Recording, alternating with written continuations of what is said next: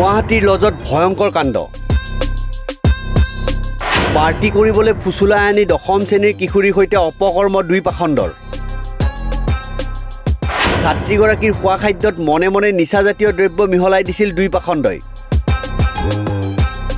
দিছপুৰ আৰক্ষীৰ জালত দুই অভিযুক্ত গুৱাহাটী মহানগৰীৰ এটা লজত সংঘটিত হৈছে এক জঘন্য ঘটনা দিছপুৰৰ লাজগেটৰ এটা লজত সংঘটিত হ'ল এক দলবদ্ধ ধৰ্ষণৰ ঘটনা ঘটনাৰ স্থান ডাউনটাউনৰ মীনাক্ষী লজ ডাউনটাউনৰ অতি ব্যস্ত লজ হিচাপে পৰিচিত মীনাক্ষী লজ প্ৰতিদিনে বহু লোকৰ সমাগম ঘটে এই লজটোলৈ বিভিন্ন কামত বাহিৰৰ পৰা গুৱাহাটীলৈ অহা লোকসকলৰ বাবে অতি চিনাকি মীনাক্ষী লজ কিন্তু এই লজটোতে বৃহস্পতিবাৰে নিশা সংঘটিত হ'ল এটা ভয়ংকৰ ঘটনা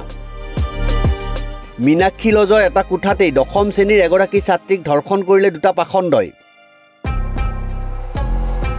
জানিব পৰা অনুসৰি পাৰ্টি কৰাৰ চলেৰে অভিযুক্ত প্ৰিন্স কুমাৰ ৰায় আৰু গোলাম হাছান ৰাজা নামৰ দুজন যুৱকে লজটোলৈ আনিছিল দশম শ্ৰেণীৰ ছাত্ৰীগৰাকীক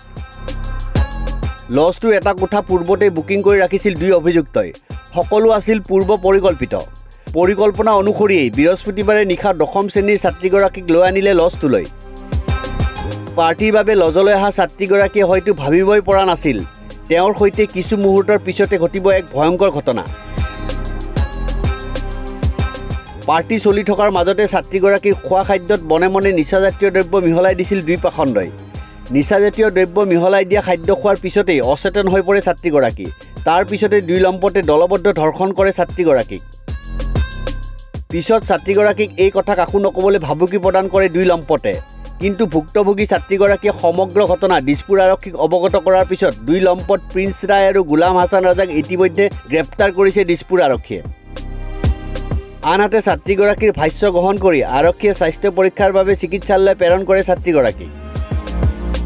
এই সমগ্ৰ ঘটনাৰ পিছতে বিতৰ্কত সোমাই পৰিছে ডাউনটাউনৰ মীনাক্ষী লজ কাৰণ কোনো ধৰণৰ পৰিচয় নোলোৱাকৈ দুজন যুৱক আৰু ছাত্ৰীগৰাকীক থাকিবলৈ কোঠাতে দিছিল মীনাক্ষী লজ কৰ্তৃপক্ষই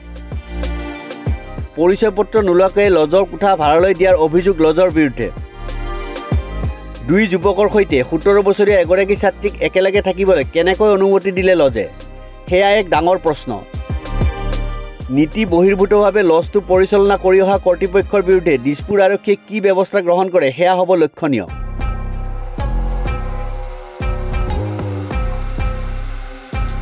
নিউজ ডেস্ক ৰিপৰ্ট নিউজ 13